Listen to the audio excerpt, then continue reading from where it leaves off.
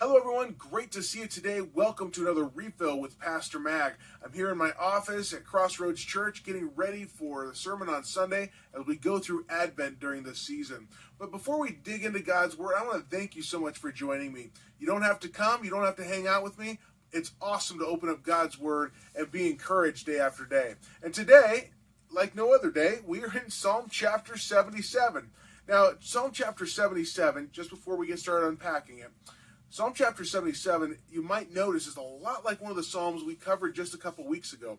And so, as we're reading, if something sounds a little like deja vu, it's because it's a lot like what we've read before. But, nonetheless, let's read together. Psalm chapter 77. I cry aloud to God, and he will hear me. In the day of my trouble I seek the Lord. In the night my hand is stretching out without wearing. My soul refuses to be comforted. When I remember God, I moan. When I meditate, my spirit faints. You hold my eyelids open. I am so troubled I cannot speak. I consider the days of old, the years long ago. I said, let me remember my song in the night. Let me meditate in my heart. When my spirit made a diligent search, will the Lord spurn forever and never again be favorable? Has his steadfast love forever ceased? Are his promises at an end for all time? Has God promised to be, or forgotten to be gracious? Has he in his anger shut up his compassion? Then I said, I will appeal this to the years of the right hand of the Most High. Yes, I will remember the deeds of the Lord. Yes, I will remember your works of old. I will ponder all your work and meditate on your mighty deeds. Your way, O God, is holy. What God is like our God? You are the God who works wonders. You have made known your might among the peoples. You with your arm redeemed your people, the children of Jacob and Joseph. When the waters saw you, O God, when the waters saw you, they were afraid. Indeed, the deep trembled. The clouds poured out water. The skies gave forth thunder. Your arrows flashed on every side. The crash of your thunder was in the whirlwind. Your lightnings lighted up the world. The earth trembled and shook. The way was through the sea, your path through the great waters, yet your footprints were unseen. You led your people like a flock by the hand of Moses and Aaron. Now, as in many Psalms, the psalmist is having a hard time, a really rough time. So bad that it says at the beginning there that when I remember God, I moan. When I meditate, my spirit faints. Why would that be happening? You see, they're looking for something. They're looking for comfort. Something is happening and impacting them in such a way that even thinking about God just hurts. It just hurts to know that God is there and he's not helping. In fact, verse 4, you hold my eyelids open. I am so troubled I cannot speak. The psalmist is in deep, deep pain and suffering and doesn't know why God is allowing it to happen. Verse 6, let me remember my song in the night. Let me meditate in my heart. Have you ever been up in the middle of the night and you can't sleep and everything seems to be going wrong? And so what do you do? Well, something that I do is I listen to God's word, or I pray, or I spend time with him. And it seems like that's what the psalmist is doing. He's trying to sing. He's trying to calm himself. He's trying to meditate, spend time thinking about God's word and who God is. But the problem is what happens so often in life. It leads to more questions. And he's wondering, will the Lord spurn forever and never again be favorable? Has the steadfast love forever ceased? Or his promises at an end for all time? Has God forgotten to be gracious? Has he in his anger shut up his compassion? Now that is some questions we still ask today.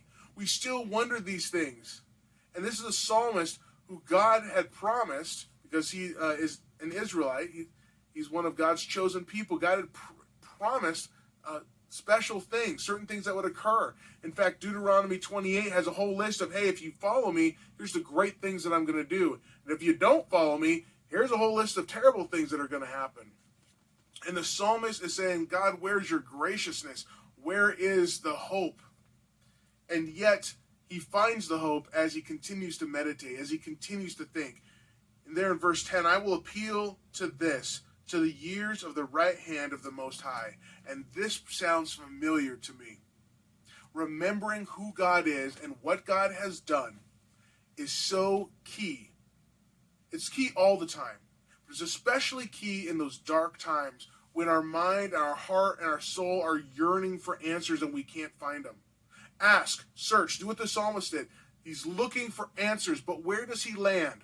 He lands back on God. Verse 11, yes, I will remember the deeds of the Lord. I will remember your wonders of old. What has God done in your life? Well, the psalmist is saying, this isn't even in my life. I'm not even remembering things that happened in my life. He actually goes back and remembers how God brought the nation of Israel through the Red Sea. And you can't see God's footprints, but he was definitely there. He broke the Red Sea, as in he split the Red Sea. The nation of Israel, over 1 million people, crossed through a lake bed on dry ground. Yes, no muddy sandals. The wheels of your wagons, that's what they're called, are going to go through on that. They're going to be able to traverse the area. If it was muddy, they wouldn't be able to do it. No, God takes care of them. It says, you led your people like a flock by the hand of Moses and Aaron. Sometimes we look back at our own life and we're unsure. We don't have 20/20 vision in our own life. And yet, God has been working in people's lives time and time again. Can't think of something in your life? Well, what has God done in the early church, the book of Acts? What has God done in Old Testament? Judges. You want some bloodbaths? Judges has all sorts of things where he continually freed his people Israel. Look at Revelation, especially the end, where God has true justice and finishes the end of the story. As we continue on, there will be times when we wonder where God is. It's going to happen. It's natural. There are times when we will wonder where God is. And do you know where he is? Where he's always been. He's going to be looking after us. He's going to be taking care of us. Not in the way we always want, but in the way that we should need. Not should need, but the way we do need. There we go. He's going to take care of us the way we do need to be taken care of. And that's what's so beautiful here. Ask the questions, ponder, meditate, think, wrestle, and come back when you land back on the greatness and goodness of God, because that's where it's all at. Thank you so much for joining me on today's refill. I love getting together and unpacking God's word and just spending some time opening up the word so that we can enjoy his time with us. His word is sharper than any two-edged sword. It continually, as we read it, works on our heart. And that's what we want. We want to be more Christ-like through spending time in his word and then applying it out in the world. Now, if you'd like to spend more time with us, we do have refills almost every day.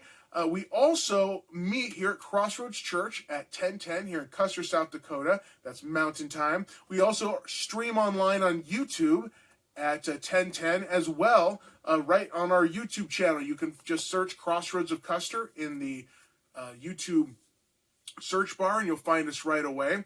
Or, here's a great thing, you could subscribe to us on YouTube, and we would really appreciate that subscription. We're trying to break 100 subscribers. We have way more than that watch, but 100 subscribers, and that will allow us to get God's word out on a more regular and more frequent basis to a larger audience. Not that Crossroads or that I can get big, but that Christ is known further and farther, that he would be known and glorified, because that's what it's all about. Anyway, I hope you have a great day. Thanks for spending time with me. But whether I see you in person in Crossroads, whether I see you online when we stream or the next refill, or whether I see you when Christ returns, I'll see you real soon.